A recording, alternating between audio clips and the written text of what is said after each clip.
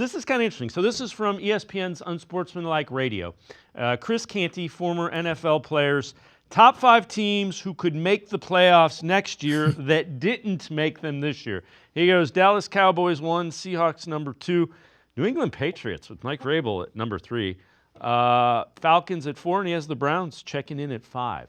So I guess the question, I think they woefully underperformed. I think this roster is probably an 8-9 win team if you get competent quarterback play. I think the quarterback play was historically bad, and that's how you ended up with 3 wins.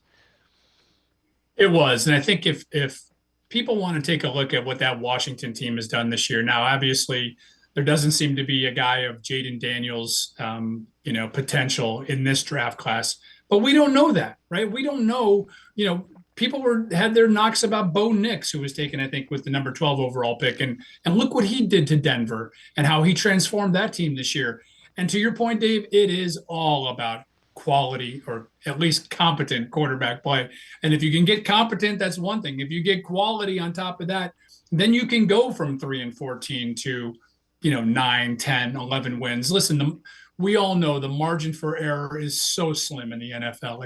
It literally does. And we used to make fun of coaches who talked all the time about the 3, 4, or 5 plays in a game to swing games. But that's what it's all about. And when your quarterback was making mistakes, that's not going to help you. But if you have a quarterback who can be a dynamic playmaker, much like Daniels, much like Bo Nix, young guys who've been able to figure it out in a relatively short period of time, a team can make a big move going from 3 wins to, again, 8, 9, or 10 in a year. I think part of us got caught up in last year and maybe overvaluing this roster and maybe overestimating, exactly what that Browns team was last year. It was a team that won 11 games. It was a team that fell on its face, unfortunately, in the playoffs. It was a team that had a surge down the stretch because of a free agent who came in here and played remarkable football and probably as good a quarterback play as we've had here in 25 years. Unfortunately, they couldn't bring that back for another cycle. But yeah, I don't see any reason, Dave, why this team can't, turn things around. And, I'm not going to say, significantly and suddenly win 13 games next year, but there's no reason why they can't be, 500 or better. And I think everybody would sign up for that right now.